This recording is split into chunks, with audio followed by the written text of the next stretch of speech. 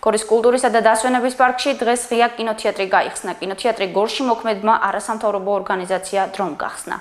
ღია კინოთეატრი პროექტის მეტი კრეატივის დროა. ფარგლებში მოეწყო, რომლისთვისაც ორგანიზაციამ ერთად წერტილი GCD-ების კონკურსში 2430 ლარი მოიპოვა. კინოთეატრის წარმატებით ფუნქციონირების ხელშესაწყობად ორგანიზაციამ ურთიერთთანამშრომლობის მემორანდუმი გორის მუნიციპალიტეტის მერის მოსწავლე ახალგაზრდობის კულტურულ საგანმანათლებლო ცენტრთან გააფორმა.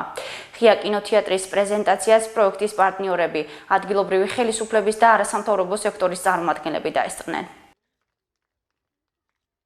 დღეს გვაქვს არაჩვეულებრივი პროექტის ახალბაღი მეტი კრეატივის დროა გახსნა. ამ პროექტის ფარგლებში ჩვენ გავაკეთეთ ღია კინოთეატრი ახალბაღში, რომელიც მზად იქნება უმასპინძლოს ნებისმიერ ღია ღონისძიებას. ასევე აქ კვირაში ერთხელ გაიმართება ხოლმე კინოჩვენებები.